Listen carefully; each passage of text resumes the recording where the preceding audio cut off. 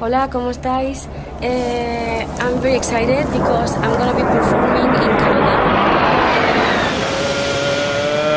Hello gamers, I'm Antonio D'Amico, this is Pointy Hat, and welcome to another round of D&D with a twist. Yes, this is a show where I twist D&D. I pick whatever thing I feel like messing with, could be a class, could be a race, could be a monster. I tell you all you need to know about it, and then I give that thing a fun twist that you can use in your own games for 100% certified free. Got that? Good. Now let's get into it. So when I think of werewolves, I think of... On all levels except physical, I am a wolf.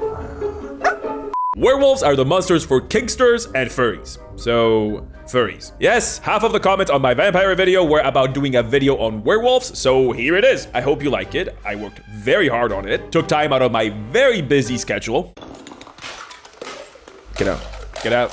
Get out! Werewolves are one of those quintessential well-known monsters that are sort of not great in D&D. In order to explain that, we gotta go over what a werewolf is in popular culture first. Lycanthropy as we know it, or therianthropy if you're annoying and way too invested in this, was codified in Western Europe during the Middle Ages. Although the concept of man transforms or is transformed into a wolf is much older, with plenty of examples in ancient Greece. There's literally a guy named Lycan there. Look at that. But it was in the Middle Ages when what we now refer to as a werewolf came into the scene. Werewolves in popular culture, for like the 3 people watching this that have not seen a movie or read a book or ever interacted with fiction ever in their lives outside of this YouTube video, who are you guys? Are people that turn into a wolf, or a wolf hybrid, which is the technical term for furry. In history, they are basically just always evil and always monsters. They have a particular preference for human meat, and specifically dead meat, in that they are said to often dig up graves for snacks, which, great.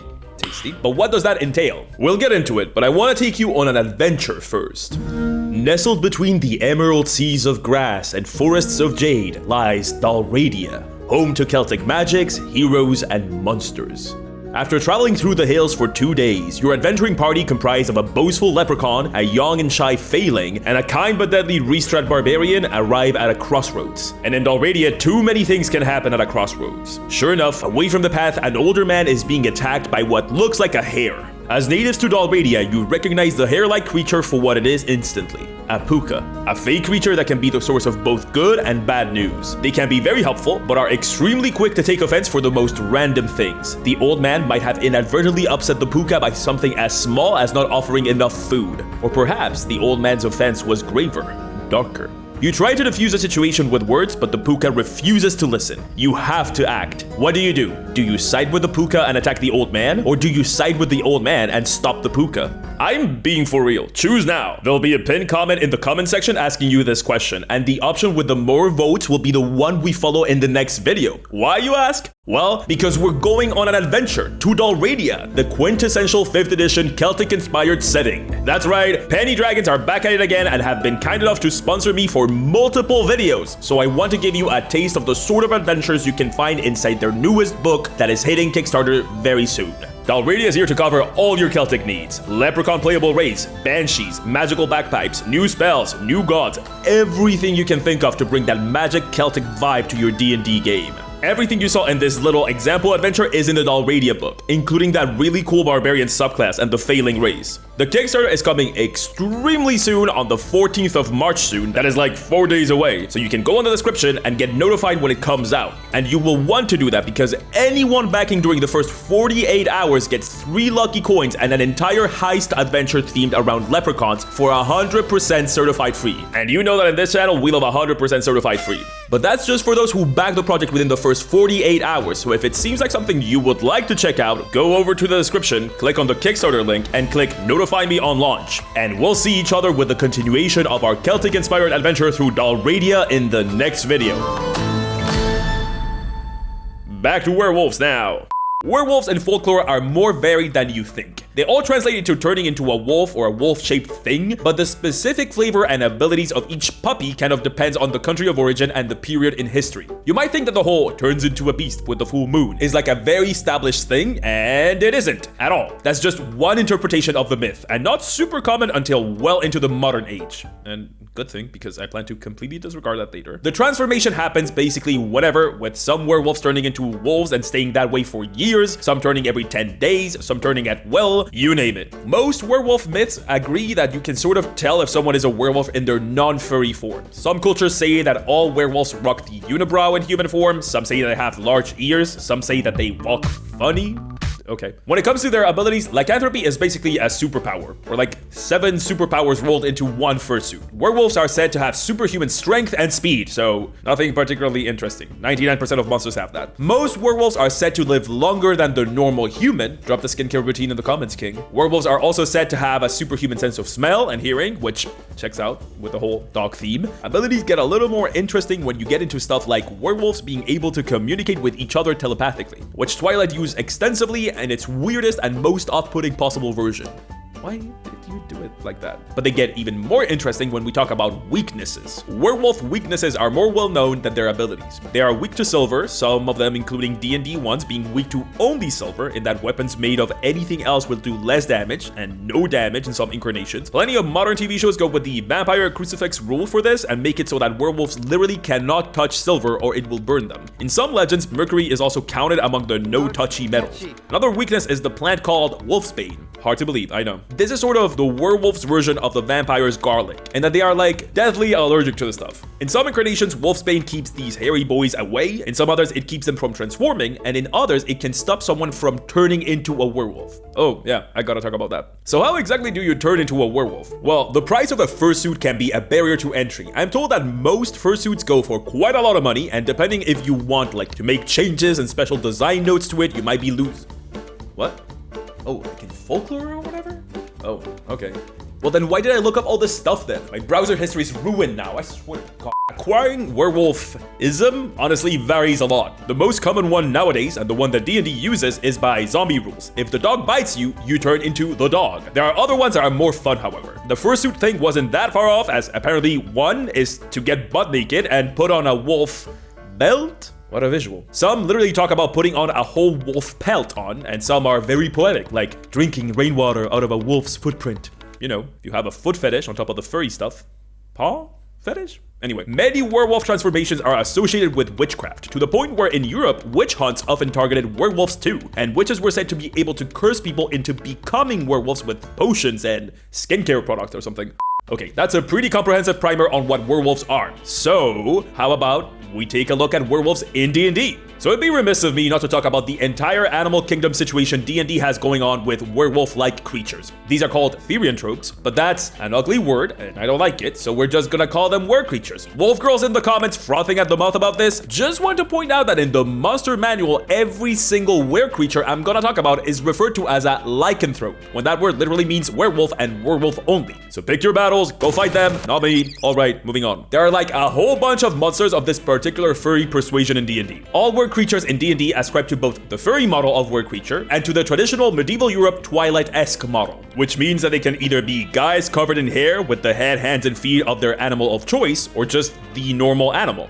Or a guy, when they're in guy form, you get it. Another important thing to talk about is the rejection of the curse thing that 5th edition sort of maybe kind of pretends to do, but not really. The monster manual says that when someone gets bitten by a lycanthrope and is infected by the curse, they can reject the curse or embrace it. What does this extremely early mid-2000s piece of emo writing tell us about how this works? Absolutely nothing. We don't know what the rules of this curse are past how you catch it and how you fix it, so we have absolutely no idea what rejecting the curse, or embracing the curse, or taking the curse out to dinner even means. I've said before that sometimes D&D is better off by not explaining some stuff so that people can come up with their own interpretations, and this is not one of those things. In D&D, the were curse is transmitted every time you are hit by a bite attack made by a were creature. You have to save against their DC and hope for the best, and if you don't, that's it. You're a were parent until you find a level 5 cleric, warlock, or wizard. So all in all, pretty easy to get rid of, really. But that's not like what happens if you kill a god, or how do you turn into a lich. That's an extremely likely thing to happen, and the fact that the rules are so poorly defined in the event of such a likely scenario is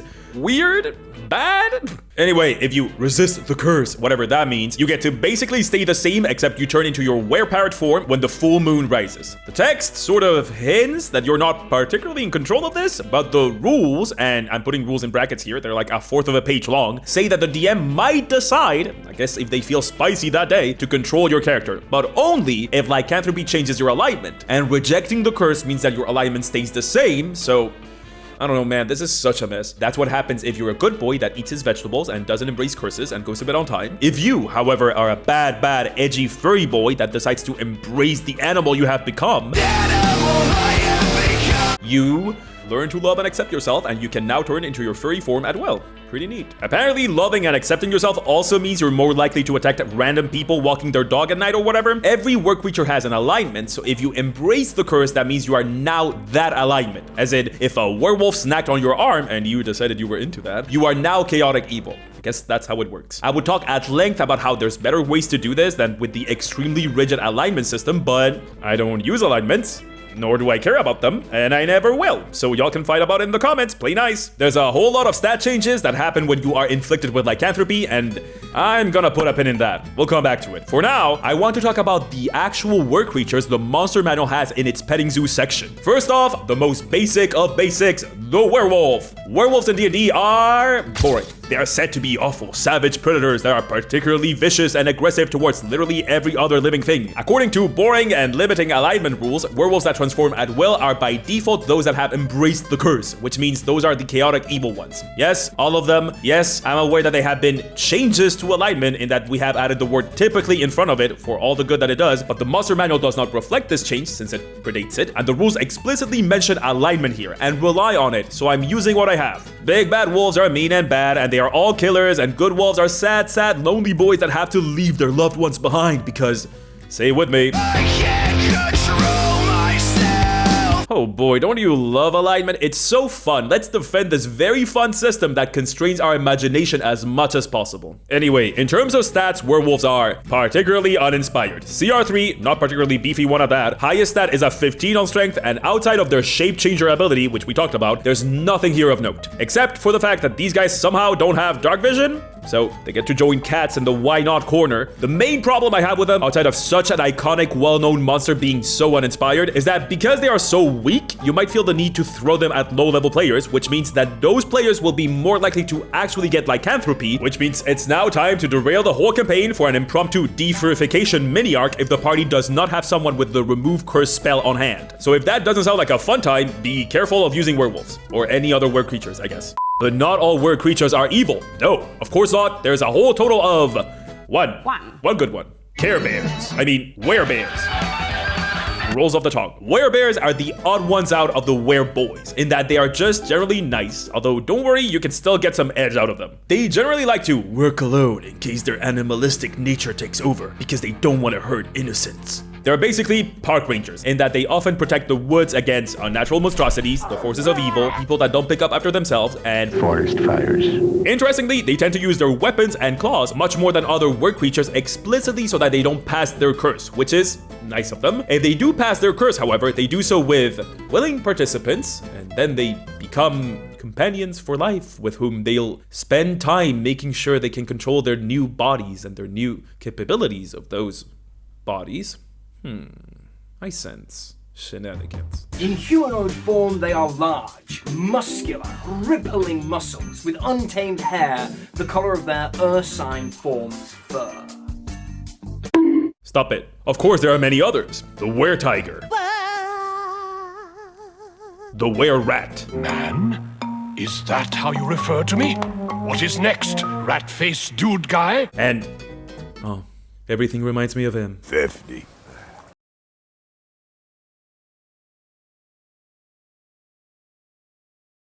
So that's all well and good. We've looked at werewolves in history, we've looked at werewolves as monsters, but the question now is pretty clear. How do we actually play a werewolf in D&D?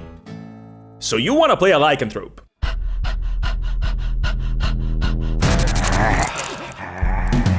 Lycanthropes are extremely committed fursuiters fueled by pure raw angst and the full moon. So as you can guess from the tone of this video, I'm not wild about the options a PC has to play a werewolf. But before we get into them, let's define what I think playing a werewolf can bring to the table and to your characters. First up, this might be the most important. it's cool. It's a fantasy. D&D is often, for many of us, a game about getting to live fantasies by playing characters that get to explore stories we find compelling. And a werewolf is an extremely iconic monster that plenty of players would love to experience. Simple as that. Second of all, and less simple but not less true, it unlocks a ton of compelling stories that can play out for your character. Your story as a werewolf could be about embracing yourself and learning to love you in your entirety. All were creatures are basically stated in the monster manual to be loners, often because they, you know, have a tendency to eat people, and people generally don't love that. I'm telling you, as a human being, it is weird, and you look weird, okay? Maybe for you, it's a journey of empowerment, of finding power in something that has been used to demonize your character and make them a pariah in society. Maybe it's a tragic spin of someone that gives into their monstrous instincts in the hopes of saving the ones they love, only to end up hurting them, and the road to redemption after that. Those and many more can all come by introducing lycanthropy as part of your character. But do you know what we need for those to be a thing? We need for lycanthropy to be threatening, a truly terrifying thing that takes control away from you, but that you can perhaps master with training and determination. And I don't think the current options in the game truly capture the essence of the raw monstrous beast that is a werewolf, nor do they give you the storytelling opportunities that they could be giving you. What do they give you? Well, let's look at them and find out. First, it's the monster manual one. Let's get that one out of the way. You get bit by a were creature, or you are born to two were parents. Now, this one is, how would I put it? Bad.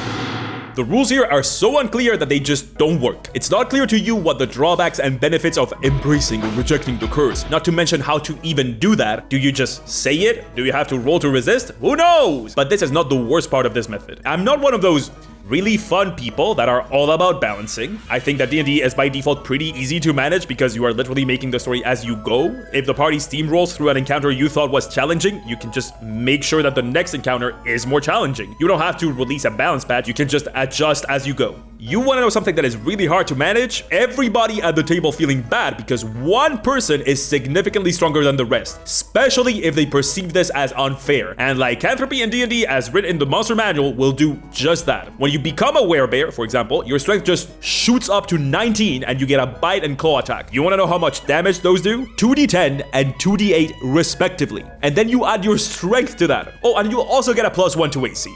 That's wild. That's a completely insane power jump at lower levels. Hell, those damage dice for any weapon attack are wild at any level. Level 20 fighters are now doing 2d10 points of damage at no resource cost. Adding lycanthropy as written in the monster manual can very much make it so that one of your players is significantly stronger than the rest, which is a great way to upset everybody at the table. In past editions of the game, becoming a lycanthrope basically gave you additional levels, 3 extra ones. That's how strong it was considered to be, and that's how balanced was somewhat achieved. 5e just doesn't bother with this. Listen, I'm a big 5e stan, but in this respect, it did drop the ball pretty solidly. Now, if all of this at least gave you some of the storytelling opportunities that lycanthropy gives you, it would be one thing, but it just doesn't. As I've said about 20 times now, the rules are so poorly defined that you can't use them as a baseline for the mechanics you would need to tell a compelling story. There's no growth to them, no taming the beast. It's not even clear if the beast can be tamed or if it's just there.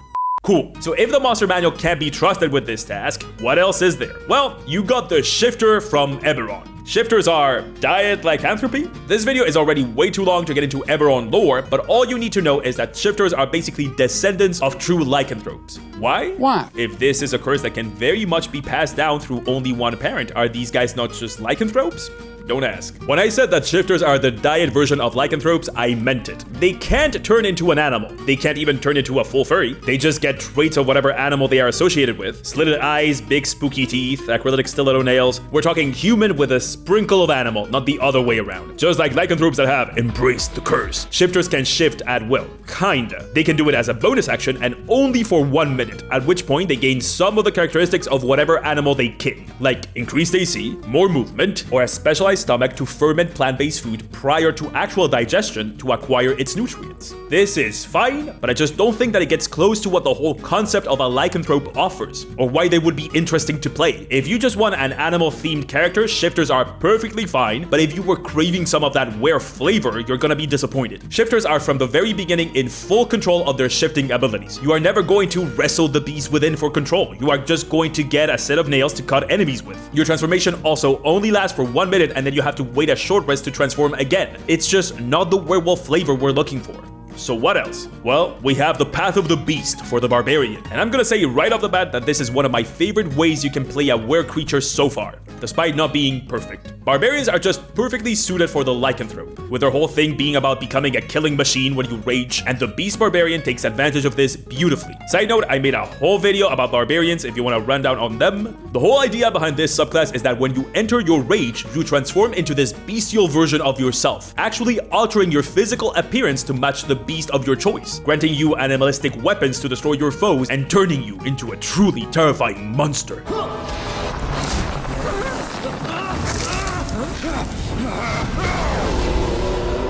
You get to pick different natural weapons to best match your persona of choice. You get increased utility that you can switch every long rest, like swimming speed, breathing underwater, more walking speed, a higher jump, the ability to rotate your eye inside of your skull to maintain your horizontal pupil parallel to the ground. The possibilities are endless. As a capstone, you get a really cool ability that basically emboldens your allies when you rage to turn all of you in a sort of like hunting pack, and you even get an ability that sort of mirrors the whole concept of the Lycan curse by letting you either deal more damage when hitting an enemy with your natural weapons, or making the enemy go crazy and hit their allies. It's pretty sick. But is it perfect? But is it fashion? Not really. It has the same problems as shifters. You are in total control of this ability. The struggle between the monster and the person is just not there. Your allies are never in any danger of you losing control of your werewolfiness. And just like the shifter, you won't get to live your furry dreams because you don't actually turn into an animal or a human-animal hybrid with this subclass. You just get animal parts, like a weird muzzle on your very normal, very human body. Weird. There's also the whole, well, it's a class. The barbarian works great for the werewolf as a concept, but what if you don't want to play a barbarian but would still like to explore the storytelling possibilities of lycanthropy? Well, guess what? You do have yet another option. I'm of course talking about the Blood Hunter. Blood Hunters are a sort of core class. It's basically one at this point. It was designed by Matthew Mercer, best known for his work on the seminal direct-to-video fantasy film saga Mythica as Zorlog, necromancer and leader of the Golgothian army. Put some respect on his name. Blood Hunters are very strongly inspired by the Witcher series, which I haven't played. F in chat or whatever. I didn't like the Netflix show either. Get angry in the comments about that. But we can gather by, you know, looking at the name, that they're all about blood and hunting. Anyway, why am I talking about Blood Hunters? Because they have a whole werewolf subclass, the Order of the Lycan. And spoiler alert, this is the best option to play werewolf currently in the game. Blood Hunters of the Order of the Lycan undergo a spooky ritual called the Taming, where the leader infects baby blood hunters with the werewolf curse and teaches them to use it in combat without murdering everybody. The class features are extremely werewolf themed, and the theming is good. You get an actual honest-to-God transformation, not the weird muzzle on top of human face stuff that the Beast Barbarian and the Shifter give you. No, we're talking full chat furry hours. You get some frankly insane bonuses like increased AC, advantage on strength, everything, better unarmed strikes. This is a whole lot. It's very powerful. And it is because you get a downside. Hooray! Finally! If you are below half your hit point maximum, you gotta succeed on a DC 8 wisdom saving throw or attack the nearest creature, regardless of if this creature is friend or foe. Finally, something that actually feels like fighting for control against the monstrous side of the werewolf. It's a really solid subclass and it encapsulates the feeling of the monster pretty well. My biggest gripe with it is nearly all of your subclass abilities are tied to your transformation, and that transformation can be done once, and then you gotta wait for a whole long rest, which means that once that's over, you don't get to use 99% of your subclass features at all outside of it. Yes, it lasts 1 hour, but throw in a short rest in a dungeon and your fursuit is taken away from you until you have an 8-hour nap. You do get a second use of your transformation, but that's only at level 11, which is pretty high up there for most campaigns. And at level 18, you get unlimited uses, druid style. All in all, it's, in my eyes, the best official option in the game for fulfilling your werewolf dreams. Squarely because it gives you a downside and the possibility to struggle against your monstrous side. The biggest downside of this option is, well, it's a subclass. In order to get that good mangy dog flavor, you have to play a Blood Hunter. But lycanthropy can happen to anyone. It's a shame that the best official option is just for one class. So what if we didn't go official? What if there was a way to rework the curse of lycanthropy to capture everything we want of it? The struggle against turning into a monster that can hurt your loved ones and make you do things you would never do of your own volition. The possibility to conquer that monster and use it for your benefit. The journey of self-improvement and self-acceptance. Think about it. What if we tied the werewolf curse to natural character progression? What if we made it a journey that your character goes through? What if we captured the whole feeling of constantly struggling with your nature, but through working on it, you could literally tame the beast within within, making it a tiny bit easier every time until you reach your goal of total control. What if it worked as feats, allowing you to slowly become better at controlling the beast while tying it to actual character progression that your PC goes through already to keep it more balanced? Imagine the opportunity to engage with the struggle of lycanthropy both in roleplay and through the mechanics of the game. You start off with basically no control, but through training and becoming more powerful, you slowly have a stronger and stronger handle on the lycanthrope inside of you. You can get feats that not only improve your character, but allow you to customize what sort of lycanthrope you want to be and what abilities you are cultivating, all without losing the element of literally having a beast inside of you that can present a very real danger to those around you, which is like half of the appeal. This would also allow you to decide exactly how involved you want to be with lycanthropy. Want to go deeper down that story path? Pick more feats. Do you not want to do that? Then don't pick more feats. That sounds sick. Good luck writing that. I mean, you would have to write updated rules for lycanthropy, a whole set of feats that you can take, and those need to be customizable too, so it's a ton of work. Hope you're up for it. Or not, because I wrote it! That's right, my updated rules for lycanthropy that any PC can take are in the description of this very video, and they're currently at... let me check. Oh yeah, they're now going for absolutely free. So go out there, go get one of those wall graphic t-shirts and a headband with some ears on it, and run around the woods with your friends LARPing as werewolves. And that's it, we did it! Take a shot every time I mention furries in this video. Or don't, for your own safety. Werewolves! I think they're neat. I hope you like the werewolf rules. I think they're pretty neat, but you will let me know. They are sort of a spin on my Mind Flayer rules. There's a whole video of that if you're curious. But I really love these extra rule sets that you can add on to characters that offer great boons and great downsides. I think they generate really powerful moments at the table. Let me know if you end up using the werewolf rules in your campaign. I would love to hear that. And if you made it this far, thank you, first of all. And let me know in the comments, what were creature would you be? I would be a were-dog. Not wolf, just dog. Anyway, enough chit chat. Don't pet service dogs. They're working. That could seriously mess up a service dog's training. I think this is the second video I end with dog tips. It's thematic this time. All right, gotta go. Be good to dogs. Love you. Bye. Mwah.